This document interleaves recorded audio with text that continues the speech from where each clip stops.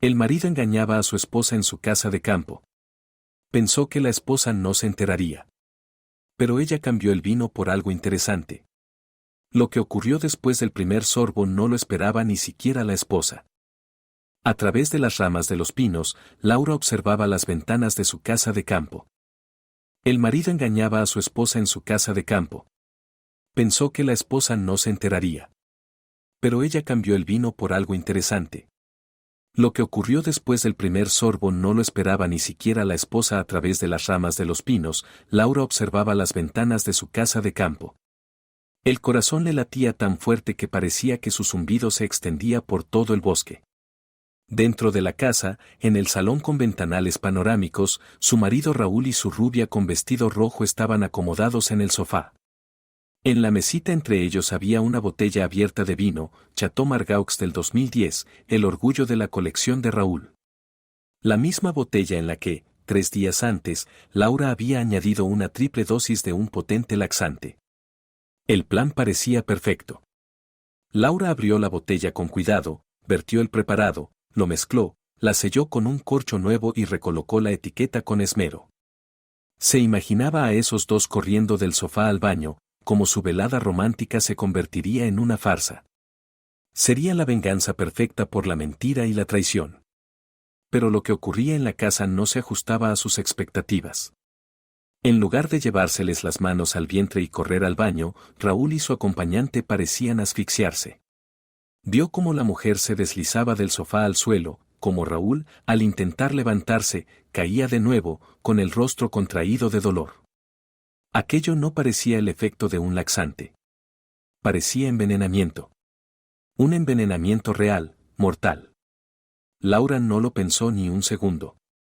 Salió disparada de su escondite y corrió hacia la casa. Dentro se desarrollaba una escena aterradora. Raúl convulsionaba en el suelo, su amante estaba inconsciente y apenas respiraba. Agarrando el teléfono de su marido, Laura llamó a emergencias y empezó a prestar primeros auxilios. Los médicos llegaron 15 minutos después. Parece un envenenamiento por metanol, alcohol industrial, dijo el médico jefe tras el examen inicial. En el hospital comenzó la investigación.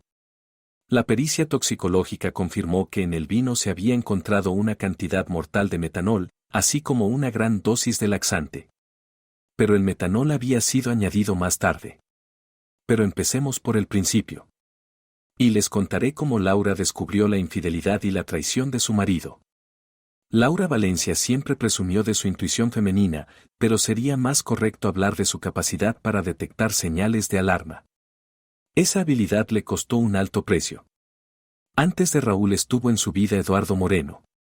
3 años de relación que empezaron en la universidad de forma bonita y romántica. Él estudiaba química, ella derecho. Eduardo era inteligente, leído, sabía decir palabras hermosas sobre el amor y el futuro. Pero poco a poco esas palabras se convirtieron en cadenas psicológicas. Al principio fueron cuidadosas peticiones: no te quedes con tus amigas, me preocupo, ¿para qué hablar con esos chicos del grupo? Tu falda es demasiado corta, no quiero que te miren así. Laura pensaba que eran muestras de amor. Tenía 19 años, ¿qué sabía de relaciones? Luego el cuidado se convirtió en control. Revisiones del teléfono, exigencias de rendir cuentas por cada paso, escenas de celos por una mirada casual a un transeúnte.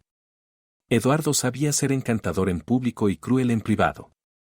Nunca levantó la mano contra ella, pero sus palabras serían más que cualquier golpe. Sin mí no eres nada, a quien le importas aparte de mí, eres demasiado tonta para tomar decisiones. Laura empezó a creerlo. Perdía amigos que intentaban abrirle los ojos.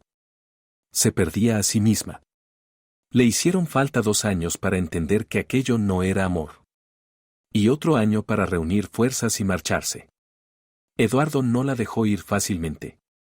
Amenazó con suicidarse, luego la amenazó a ella. Meses de acoso, llamadas, apariciones inesperadas cerca de su casa o del trabajo. Laura tenía miedo, pero se mantuvo firme. Y entonces apareció en su vida Raúl Hernández. Estudiante de la Facultad de Construcción del mismo campus, tranquilo, seguro de sí, pero no agresivo. Laura lo conocía de vista, a veces coincidían en los pasillos, en el comedor universitario, en actos comunes. Eduardo también conocía a Raúl, pero no se trataban, círculos muy distintos, intereses diferentes. Se conocieron en una fiesta universitaria a la que Laura fue sola. Eduardo había montado otra escena y le prohibió ir. Pero ella se atrevió a desobedecer.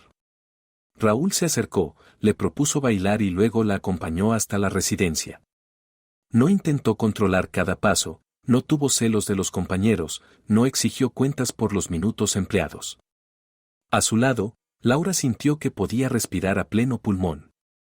Raúl era la antítesis de Eduardo. Donde aquel presionaba y anulaba, éste apoyaba.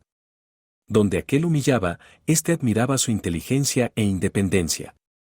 Donde aquel la aislaba del mundo, éste la presentaba a sus amigos y se enorgullecía de su novia.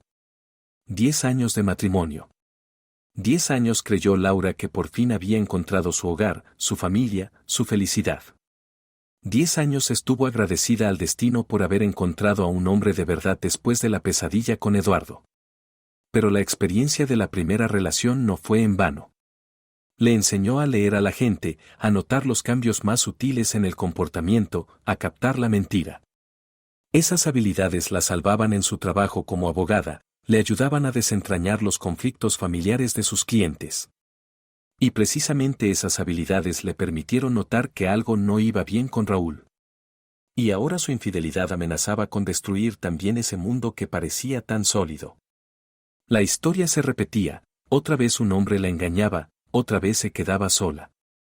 Solo que ahora tenía 35 años y empezar de cero parecía imposible. Por eso, cuando Raúl empezó a actuar extraño, ella lo notó al instante, como si se activara una alarma interna. Todo empezó con detalles que otra mujer quizá no habría percibido. O los habría achacado al cansancio, al estrés laboral, a la crisis de la mediana edad. Pero Laura trabajaba en uno de los bufetes más grandes de Barcelona, especializada en derecho de familia, y su mente analítica no le permitía ignorar indicios, por insignificantes que fueran. La primera señal fue un cuidado repentino por su apariencia. Raúl, que antes podía llevar la misma camisa 3 días seguidos, de pronto empezó a cambiarla cada mañana. Apareció un perfume nuevo, caro, refinado, de Tom Ford, que antes consideraba postureo de niños bien. Cuando Laura preguntó por el cambio, él se encogió de hombros: me cansé del viejo. Me apetece algo nuevo. Nuevo. Esa palabra se convirtió en clave en sus conversaciones. Nuevos restaurantes que quería probar. Nuevas películas que pensaba ver. Nuevos destinos de vacaciones.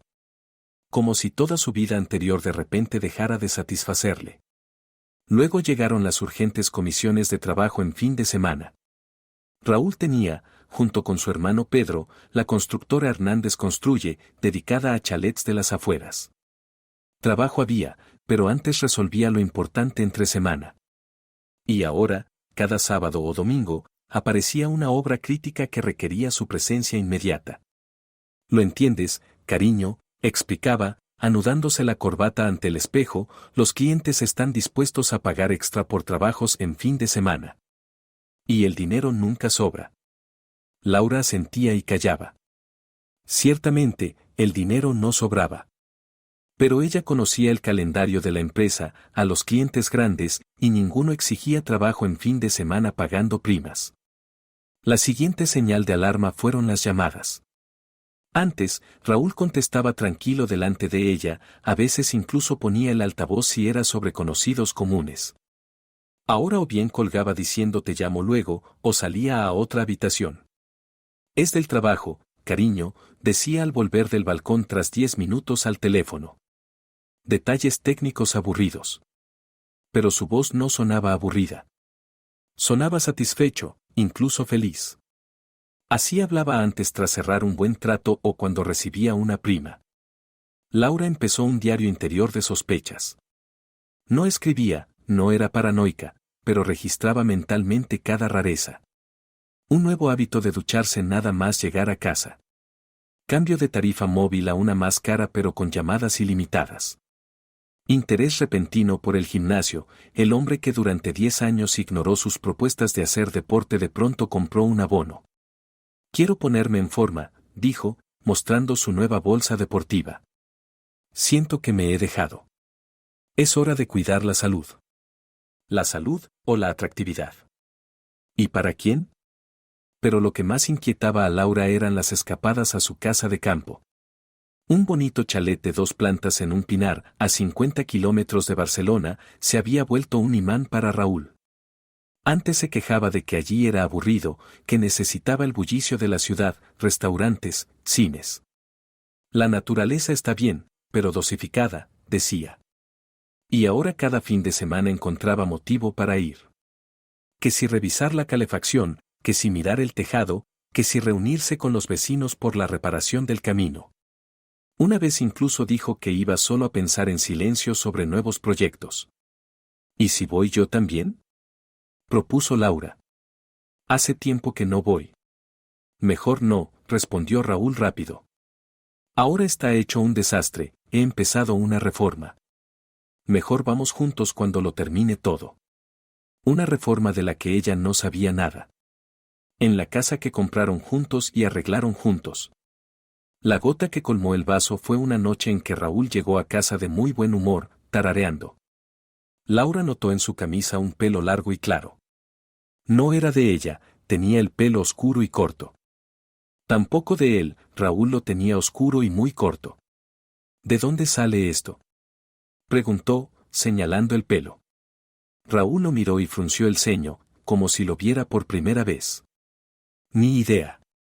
Igual se pegó en el transporte. Una rubia en el transporte. Claro. Esa noche Laura no durmió. Yacía junto a su marido, que roncaba plácidamente y encajaba el rompecabezas de indicios. La imagen resultante era nítida y dolorosa. Raúl le era infiel. Severamente desde hacía meses. Y el lugar de sus encuentros era la casa de campo, su nido familiar, a donde iban a descansar del ajetreo urbano. Al amanecer, Laura tomó una decisión. Tenía que asegurarse. Verlo todo con sus propios ojos. Obtener pruebas irrefutables antes de presentar acusaciones. En el desayuno, Raúl anunció que el sábado volvería a la casa. Quiero por fin ocuparme de esa filtración en el sótano, dijo, untando mantequilla en la tostada. Cada vez que llueve, charcos. Laura asintió y sonrió. Claro, cariño. Ocúpate. Ella ya sabía lo que haría el sábado. El sábado amaneció nublado, pero sin lluvia. Raúl salió a las 12:30, como de costumbre, alegando que debía pasar por la tienda de bricolaje a por material para la obra. Laura esperó a que desapareciera en la curva y, media hora después, también salió de casa. Ella planificó todo con sumo cuidado. Aparcar el coche en el bosque, a unos 300 metros de la casa, acercarse a pie y observar desde lejos. Si sus sospechas se confirmaban, hacer fotos o grabar un video. Necesitaba pruebas no solo para sí misma, sino también para un futuro divorcio. El camino hasta la urbanización de chalets le llevó 1 hora. Laura tomó un camino forestal que ella y Raúl habían descubierto el año anterior durante una salida a buscar setas y se internó en el bosque. Aparcó el coche detrás de unos abetos espesos, desde donde no se veía la carretera principal. A pie tardó unos 20 minutos hasta la casa. El corazón le latía tan fuerte que parecía oírse en la provincia vecina. Laura entendía que, en cuestión de minutos, su vida podía cambiar por completo. Podía resultar que los 10 años de matrimonio habían sido una mentira. Que el hombre en quien más confiaba en el mundo era capaz de traicionarla. O quizás solo estaba paranoica y Raúl realmente estaba reparando la casa. Al llegar al límite de su parcela, Laura se colocó detrás de un gran pino desde donde se veían bien las ventanas de la casa. El coche de Raúl estaba en su sitio habitual. En la casa había luces encendidas, aunque aún era de día. Durante la primera hora no pasó nada. Laura empezó a pensar que se había equivocado, que su marido de verdad tenía que ocuparse de la filtración. Tal vez debía irse y dejar de sospechar de él todos los pecados del mundo. Pero a las 2:30 apareció un Audi plateado por el camino de entrada. Un coche elegante y caro que Laura no había visto nunca. El automóvil se aparcó junto al coche de Raúl y de él bajó una mujer. Una rubia. Alta, esbelta, con un vestido rojo y tacones altos. Pelo hasta los hombros, figura bonita, unos 10 años más joven que la propia Laura. Caminaba hacia la casa con seguridad, como si hubiera estado allí más de una vez.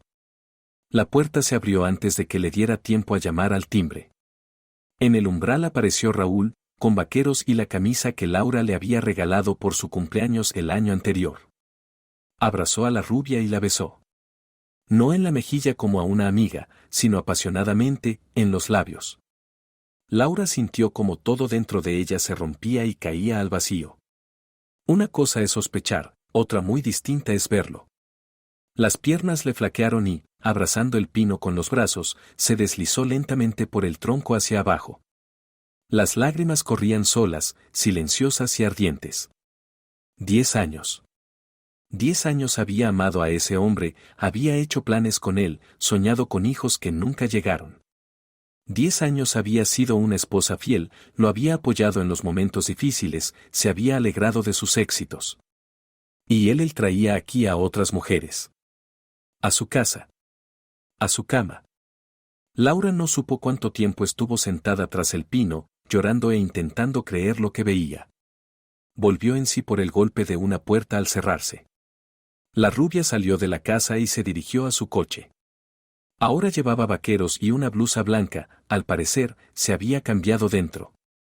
Raúl la acompañó hasta el coche, la besó de nuevo a modo de despedida y agitó la mano hasta que desapareció en la curva. Luego se quedó un rato mirando en esa dirección y volvió a la casa. Laura se levantó con las piernas temblorosas y se echó a andar hacia su coche. Por el camino vomitó, el cuerpo no soportó el estrés. Se quedó un buen rato sujetándose a un árbol e intentando recomponerse. Llegó a casa como en una niebla. Raúl volvió 1 hora y media después que ella, contento y relajado. ¿Qué tal con la filtración?, preguntó Laura, sorprendida de que su voz sonara normal. Arreglado, respondió él, besándole la mejilla. Resultó que no era tan grave. Un arreglo pequeño y quedará como nuevo. Como nuevo. Como nuevo iba a quedar su matrimonio después de lo que ella había descubierto. Aquella noche Laura volvió a no dormir. Yacía pensando qué hacer. Podía montar una escena ahora mismo. Podía pedir el divorcio. Podía intentar luchar por su marido. O podía vengarse. Las 2 semanas siguientes transcurrieron en una espera torturante. Laura se comportó como siempre, preparaba desayunos, preguntaba por el trabajo, hablaba de planes para el fin de semana. Raúl también se mostraba natural, pero Laura ahora notaba pequeños detalles que antes pasaba por alto. Como revisaba el teléfono cuando creía que ella no lo veía. Como tarareaba en la ducha, antes nunca cantaba. Como se peinaba de un modo especial antes de ir a la casa de campo. Como compraba flores caras para la casa, cuando antes lo consideraba un derroche. Flores. A Laura casi le dio la risa histérica cuando él trajo otro ramo de rosas. Seguro que las compraba para ella, su rubia, y las llevaba a casa por culpa. En la segunda semana, Laura contrató a un detective privado. Un conocido de la universidad, Marcos Gutiérrez, que tras servir en la policía había abierto su propia agencia. Se reunieron en un café y Laura, procurando mantener un tono profesional, le explicó la situación. Necesito fotos, vídeos, toda la información sobre ella, dijo. Nombre, edad, lugar de trabajo, estado civil. ¿Desde cuándo dura esto? Donde se ven además de la casa de campo. Marcos asentía tomando notas en una libreta. Me llevará 1 semana, 2 como máximo. Honorarios, $5,000, más gastos. De acuerdo. Laura tenía dinero. Un buen sueldo de abogada más primas le permitían tener ahorros propios de los que Raúl no sabía. Ahora agradecía esa previsión. Mientras el detective trabajaba, Laura planeaba su venganza. Irse simplemente de Raúl le parecía un castigo demasiado leve. Él tenía que entender que era la traición. Sentir el dolor que él le había causado. La idea llegó de repente cuando Laura bajaba al pequeño sótano de vinos de su piso para coger una botella para la cena. Raúl se tomaba el vino muy en serio, llevaba 15 años coleccionándolo. En la casa de campo había una bodega aparte con las mejores piezas de la colección. Laura conocía bien las costumbres de su marido. Cada vez que llegaba a la casa con su amante, sacaba una botella de buen vino. Era su tradición invariable, una cena romántica con vino. En especial le encantaba el Chateau Margaux 2010. Una botella así costaba más de $5,000 y Raúl la guardaba para ocasiones especiales. ¿Y qué podía ser más especial que una cita con una amante joven? El plan cuajó rápido.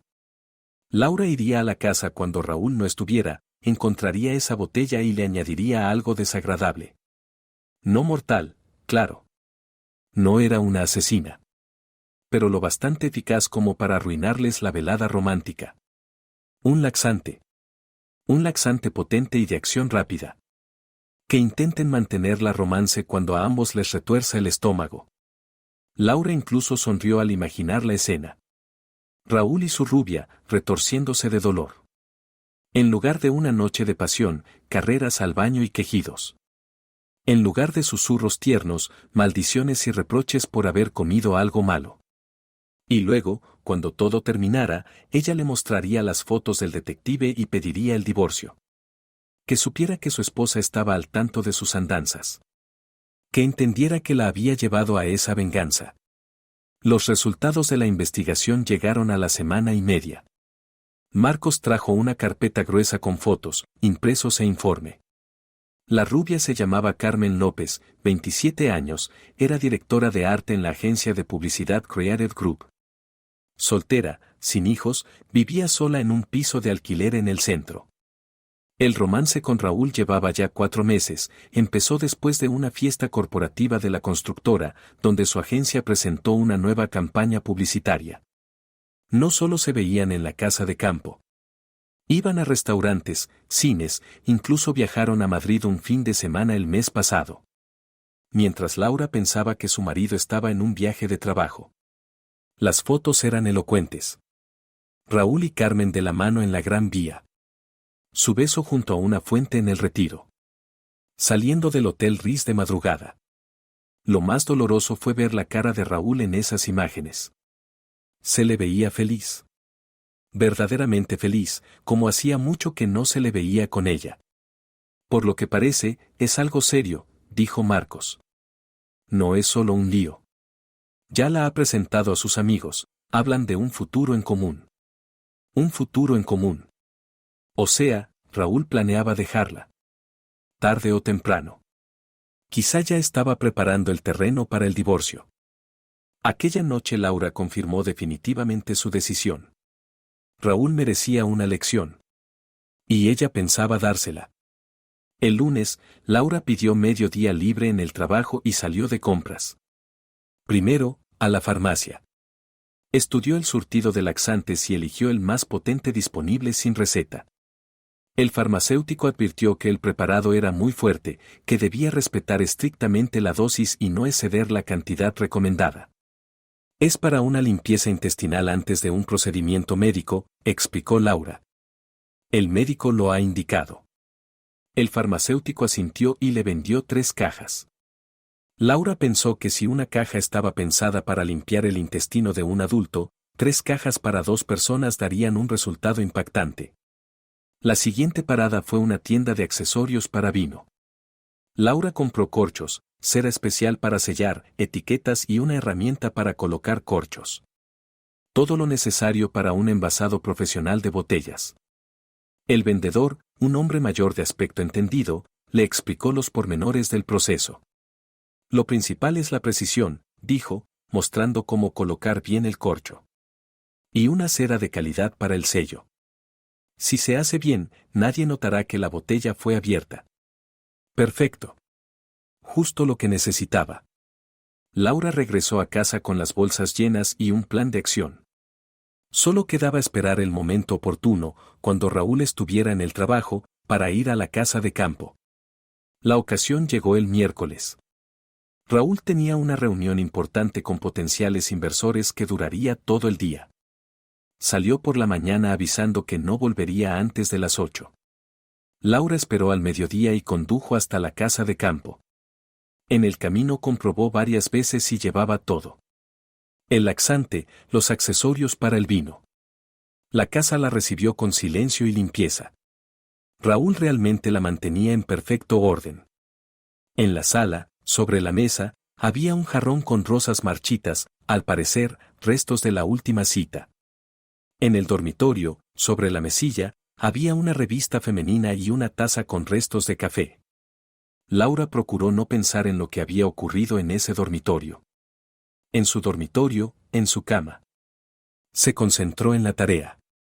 La bodega estaba en el sótano. Raúl estaba orgulloso de esa habitación: control climático especial, estanterías de roble, luz tenue. Allí se guardaban las piezas más caras de su colección. Encontrar la botella necesaria no fue difícil. El Chateau Margaux 2010 estaba en la estantería de las ocasiones especiales, como ejemplar único. Laura la sacó con cuidado, examinando la etiqueta. Una botella hermosa, un vino caro. Pronto dejaría de ser tan delicioso. Había que abrir la botella con mucha cautela para no dañar la etiqueta ni dejar rastro alguno. Laura usó una navaja de vino especial que encontró en la bodega. El corcho se dio con facilidad. Al parecer, el vino era relativamente joven. El contenido de las 3 cajas de laxante se disolvió casi sin dejar rastro en el vino. El líquido se enturbió ligeramente, pero con la luz tenue era prácticamente imperceptible. Laura mezcló a fondo el contenido, girando la botella varias veces. Colocar el corcho nuevo resultó más difícil de lo que esperaba. Tuvo que repetirlo varias veces hasta que el resultado pareciera profesional. Calentó la cera de sellado en el microondas de la cocina y luego la aplicó con cuidado en el gollete de la botella. El toque final fue la etiqueta. Laura retiró la original con sumo cuidado para no dañarla y pegó una nueva exactamente en el mismo lugar. El resultado se veía perfecto, como si nadie hubiera abierto jamás la botella. Devolvió la botella a su sitio y volvió a echar un vistazo a la bodega. Todo parecía en orden. Ninguna huella de su presencia. Al salir de la casa, Laura sentía una mezcla de satisfacción e inquietud. El plan estaba en marcha. Ahora solo quedaba esperar a que Raúl volviera allí con su amante y abriera la botella para su velada romántica. En casa se comportó con normalidad. Preparó la cena, preguntó cómo había ido la reunión con los inversores y comentó los planes para el fin de semana. Raúl estaba de buen humor. La reunión había sido un éxito y se abrían perspectivas de un gran contrato. Por cierto, el sábado vuelvo a la casa, dijo durante el postre. Quiero por fin terminar con la reforma del baño. Reforma del baño. Curioso qué trabajos haría allí con Carmen. Claro, cariño, respondió Laura. Sin prisas, hazlo bien. Incluso sonrió. Faltaban 2 días para el sábado. El sábado se hizo interminable. Laura intentó ocuparse de tareas domésticas, leer, ver una película, nada ayudaba. Su mente volvía una y otra vez a la casa de campo, donde su venganza estaba a punto de desarrollarse. Raúl se fue a la 1:30, como siempre. Así que Carmen debía llegar sobre las 3. A las 5 abrirían la botella de vino. A las 5:30 empezaría a hacer efecto el laxante. Laura calculó el tiempo de acción del preparado. Según el prospecto, el efecto comienza entre 30 minutos y 1 hora después de la ingesta. 3 cajas para 2 personas era una sobredosis importante, pero no mortal. Como mucho, les esperaban unas horas de malestar y deshidratación. A las 4 de la tarde ya no aguantaba más. Paseaba por el piso mirando el reloj a cada rato. Se imaginaba a Raúl sacando solemnemente la botella cara, a él y a Carmen chocando las copas y bebiendo sin sospechar la sorpresa. A las 5:30, la curiosidad y la angustia pudieron con ella. Laura no resistió y condujo hacia la casa de campo. No para intervenir, sino para mirar de lejos cómo se desarrollaban los acontecimientos. Asegurarse de que todo iba según lo previsto. Aparcó en el mismo lugar del bosque que la vez anterior y llegó a pie a la casa. Los coches de Raúl y Carmen estaban en su sitio. En la casa había luz. Laura se colocó detrás del pino conocido y empezó a observar. En el salón había un gran ventanal por el que se veía bien la estancia. Raúl y Carmen estaban en el sofá, charlando animadamente. En la mesita delante de ellos había una botella de vino abierta y 2 copas. Ha empezado, pensó Laura con sombría satisfacción. Pasaron unos 20 minutos. Raúl y Carmen seguían bebiendo vino y conversando. De momento todo parecía normal. Laura esperaba a que el laxante empezara a hacer efecto. Media hora más tarde notó que algo no iba bien. Raúl, de pronto, se llevó las manos al vientre y se dobló en 2. Carmen también tenía mala cara, pálida, con un gesto de dolor. Pero no era lo que Laura esperaba ver. Un laxante debía provocar malestar intestinal, diarrea, quizá náuseas. Y ellos se retorcían de dolor, se llevaban las manos a la garganta, claramente les daban arcadas. Raúl intentó levantarse, pero volvió a caer en el sofá. Carmen se deslizó al suelo y quedó inmóvil. Su rostro tomó un tono amoratado. A Laura se le heló la sangre. Aquello no era lo que había planeado. Un laxante no podía causar tales síntomas. Pérdida de conciencia, convulsiones, problemas respiratorios, eran signos de un envenenamiento grave. Raúl también cayó al suelo. Intentaba respirar, pero la respiración era entrecortada y superficial. La mano le temblaba cuando intentó alcanzar el teléfono de la mesa, pero no tenía fuerzas para llegar. Dios mío, ¿qué está pasando?, pensaba Laura horrorizada. Parecía un envenenamiento mortal. Pero ella solo había añadido un laxante. ¿De dónde podía haber salido el veneno? Sin pensarlo un segundo más, Laura salió de detrás del árbol y corrió hacia la casa. Fuesen como fuesen sus relaciones con Raúl, fuese como fuese su venganza, no podía quedarse mirando cómo moría. La puerta no estaba cerrada. Laura irrumpió en el salón y vio la escena de cerca. Raúl yacía en el suelo con el cuerpo sacudido por convulsiones. Tenía la cara blanca como la tiza y los labios amoratados. Carmen estaba inconsciente, con una respiración apenas perceptible. Laura agarró el teléfono de Raúl y llamó a emergencias, explicando los síntomas y la dirección. Luego fue hacia su marido intentando reanimarlo. Raúl. Raúl, aguanta. La ambulancia ya viene. Raúl abrió los ojos con dificultad. Al reconocer a Laura intentó decir algo, pero solo salían ronquidos de su garganta. No hables, dijo ella, acariciándole la frente. Todo va a salir bien. Los médicos ya vienen. Entonces la invadió el pánico de una certeza, alguien más había añadido algo a ese vino. Algo mortalmente peligroso. Y si ella no hubiera venido, si no hubiera visto lo que pasaba por la ventana, habrían muerto los dos. Su sed de venganza, sin querer, les había salvado la vida. La sirena de la ambulancia se oyó 15 minutos después. Laura recibió a los sanitarios en la puerta y los guió hasta el salón. La escena hablaba por sí sola, intoxicación grave, cuestión de minutos. ¿Qué consumieron?, preguntó con rapidez el médico a cargo mientras colocaba una vía. Bebían vino, respondió Laura. Un vino francés caro de la colección de mi marido. Los síntomas apuntan a envenenamiento por alcohol metílico o por un tóxico potente, concluyó el médico. Menos mal que los encontró rápido. Media hora más y habría sido tarde. Cargaron a Raúl y a Carmen en las ambulancias con rapidez. Laura fue detrás, sin separarse ni un metro. Solo una idea le daba vueltas en la cabeza: ¿quién quiso matarlos? ¿Y por qué precisamente hoy, cuando ella decidió mezclar el laxante? En el hospital empezó el ajetreo. Reanimación, cuidados intensivos, juntas médicas. Laura estaba sentada en el pasillo y miraba cómo los médicos luchaban por la vida de su marido y de su amante. ¡Qué absurdo! Ella quería darle una lección a Raúl, arruinarle la velada, y ahora podía morir. Y Carmen también. Y, en ese caso, Laura, sin querer, se convertiría en asesina. Aunque espera. Ella solo había añadido un laxante. Eso no podía provocar tales síntomas. Entonces, alguien más había mezclado algo más peligroso. ¿Pero quién? ¿Y para qué? Laura intentó recordar a todos los que tenían acceso a la casa. Las llaves las tenían ella, Raúl y su hermano Pedro. Nadie más. ¿Podría ser Pedro? ¿Pero para qué querría matar a su hermano? Tienen un negocio juntos, siempre se han llevado bien. Es verdad que últimamente Laura había notado que los hermanos hablaban menos. Y Pedro parecía tenso. 3 horas después salió un médico de reanimación, un hombre joven de rostro cansado. Su marido y la chica están fuera de peligro, dijo. Hemos llegado a tiempo. Pero el envenenamiento fue muy serio.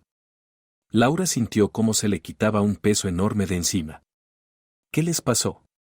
¿Con qué se envenenaron? Por los síntomas y los análisis preliminares de sangre, con metanol. Alcohol metílico. Es una sustancia muy tóxica. En dosis altas, mortal. Unas horas más y no los habríamos salvado. Metanol. Laura había oído hablar de él. A veces los productores sin escrúpulos lo añaden al alcohol falsificado.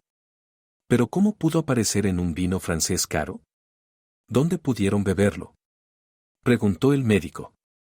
No lo sé, Raúl dijo que bebían vino. Es posible que fuese falso. O que alguien añadiera metanol a la botella a propósito. Tenemos que llamar a la policía, podría tratarse de un intento de homicidio. La policía. Una investigación. Y en el vino encontrarían no solo metanol, sino también el laxante. ¿Cómo iba a explicar su presencia? Laura se dejó caer en una silla del pasillo e intentó poner en orden sus ideas. Alguien quería matar a Raúl. O a Carmen. O a ambos. ¿Pero quién? ¿Y por qué precisamente ahora? Sacó el teléfono y llamó a su cuñado. Pedro, ¿dónde estás?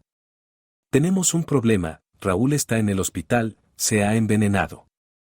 ¿Qué? La voz de Pedro sonó sinceramente sorprendida y asustada.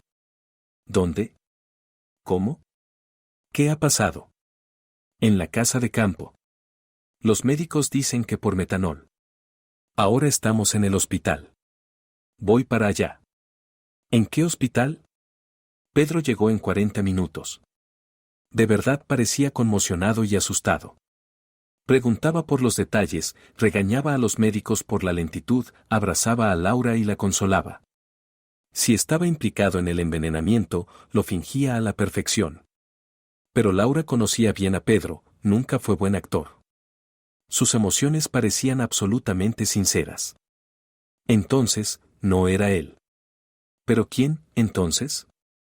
La policía llegó 1 hora después que Pedro. 2 investigadores, un hombre de mediana edad de mirada penetrante y una mujer joven con traje sobrio. Se presentaron como el inspector Martínez y la capitana Ramírez. Lo primero fue interrogar a Laura. ¿Quién más tiene acceso a la casa? Preguntó el inspector Martínez. Las llaves las tengo yo, mi marido y su hermano Pedro, respondió Laura. ¿Nadie más? No. Somos muy cuidadosos con las llaves. Los investigadores se miraron e hicieron unas anotaciones. Iremos a inspeccionar el lugar de los hechos, dijo la capitana Ramírez. Es posible que después tengamos más preguntas. Tras su marcha, Laura se quedó en el hospital con Pedro. Para entonces, Raúl había recobrado el conocimiento, pero estaba muy débil. Le costaba hablar. Carmen seguía en reanimación. Laura, susurró Raúl al ver a su esposa. Perdóname. Laura le tomó la mano. No era momento de reproches. No digas tonterías. Lo importante es que estás vivo. No entiendo qué pasó, bebimos vino, caro, de mi colección y de repente me puse malísimo, no pienses en eso ahora. Descansa. Pedro estaba sentado al lado, sosteniendo la mano de su hermano. En su rostro se leía una preocupación sincera. Al día siguiente, trasladaron a Raúl a una habitación normal. Carmen también despertó, pero aún no podía hablar, tenía la garganta irritada por el lavado gástrico. Los investigadores volvieron al hospital. Traían novedades. Hemos analizado el contenido de la botella que bebieron, dijo el inspector Martínez. Efectivamente, había metanol. Una concentración muy alta, mortal. Pero no es todo, continuó. En el vino también se encontró una gran cantidad de un laxante. El corazón de Laura dio un vuelco. Ya vendrían las preguntas incómodas. ¿Quién pudo añadir esas sustancias al vino? Preguntó la capitana Ramírez, mirando atentamente a los presentes. Laura decidió adelantarse. Mejor decir parte de la verdad que caer en una mentira. El laxante lo añadí yo, dijo en voz baja. Todos la miraron. Raúl se incorporó en la cama. Pedro abrió la boca, sorprendido. ¿Por qué? Preguntó severo el inspector Martínez. Laura respiró hondo. Sabía de su infidelidad. Desde hace tiempo. Quería darle una lección. Arruinarle la velada con su amante. No pensaba matar a nadie. Un laxante no es veneno. Raúl cerró los ojos y gimió. Pedro negó con la cabeza. ¿Entiende que sus actos pudieron agravar el envenenamiento? Dijo la capitana Ramírez. El metanol, combinado con otros preparados, se vuelve aún más peligroso. Lo entiendo. Fui una estúpida. Pero el metanol no lo puse yo. Ni siquiera sé bien qué es ni dónde conseguirlo. Los investigadores intercambiaron miradas.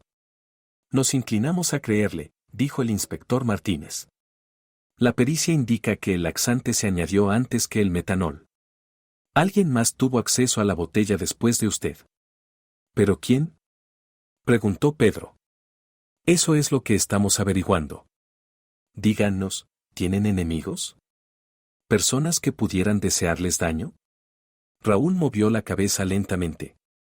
No sé, en los negocios siempre hay competencia, pero llegar al asesinato y problemas financieros. ¿Deudas? No, las cosas van bien. ¿Verdad, Pedro? Laura notó que Pedro vaciló un segundo antes de contestar. Sí, claro. Todo bien. Pero hubo algo en su tono que le resultó sospechoso. Al tercer día dieron de alta a Raúl. Carmen seguía en el hospital, aunque los médicos dijeron que había pasado el peligro. Laura llevó a su marido a su piso de la ciudad. De camino, guardaron silencio. Había demasiado que hablar, pero ambos sabían que aún no era el momento. En casa, Raúl se acostó enseguida. El envenenamiento le había dejado sin fuerzas. Laura preparó una cena ligera y se sentó junto a la ventana con una taza de té. En esos días había pensado mucho en lo sucedido. Alguien quiso matar a Raúl. ¿O a Carmen? ¿Quién y para qué? ¿Y por qué justo el día en que ella decidió mezclar el laxante? ¿Casualidad?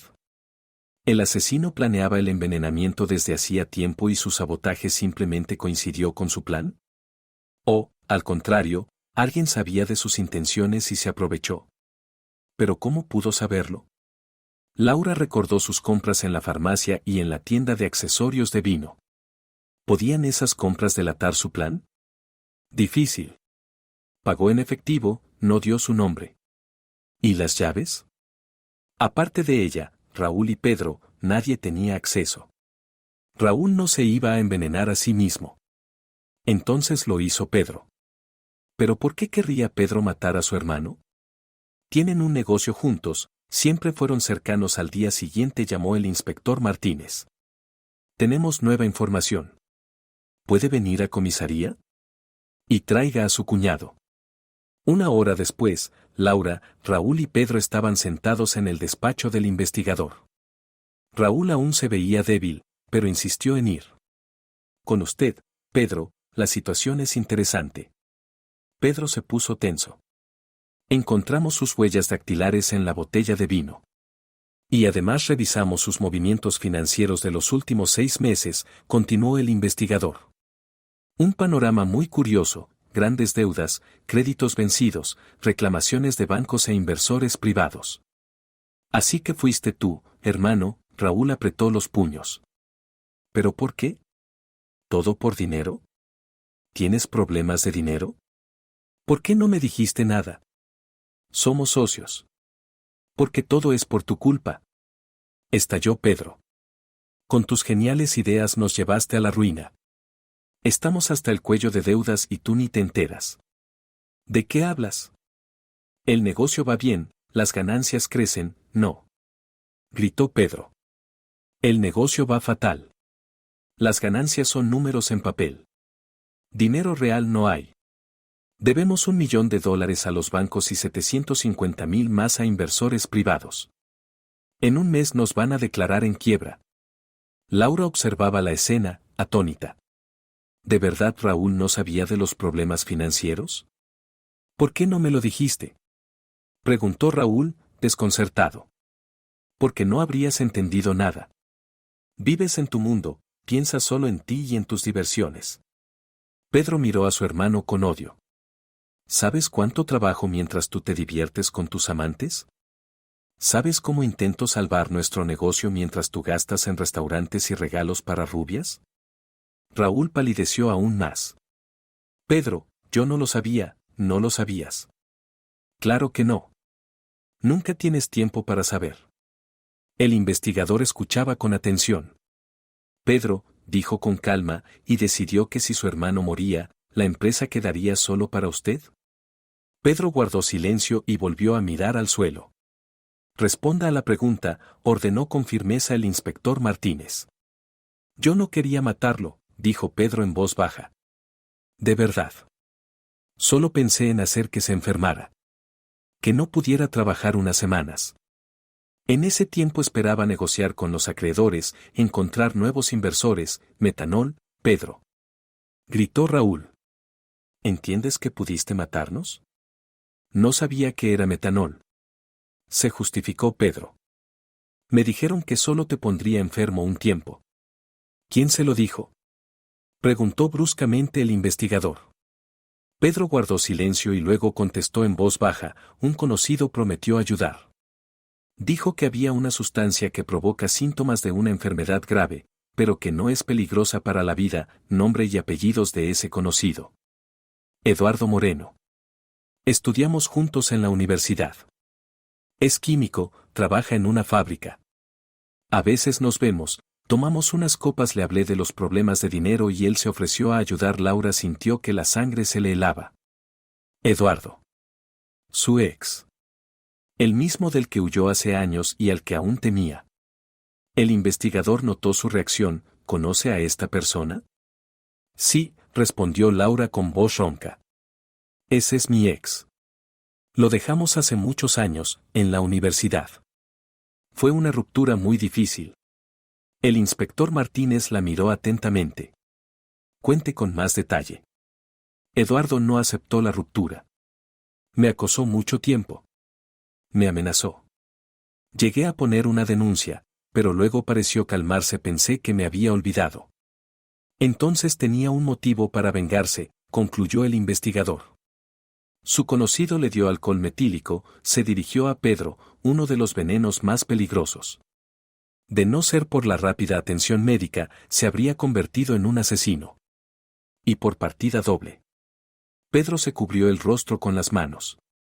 Dijo que era seguro que solo causaría un malestar. Moreno es químico de formación, dijo el investigador. Sabía perfectamente que le estaba dando un veneno. Lo utilizó a usted para llegar hasta su cuñada. ¿Pero por qué? Pedro no entendía. ¿Qué tiene que ver Laura? Porque lo dejé por tu hermano cuando aún estábamos en la universidad, dijo Laura en voz baja. Los tres estudiábamos en la misma facultad. Eduardo en química, Raúl en ingeniería civil y yo en derecho.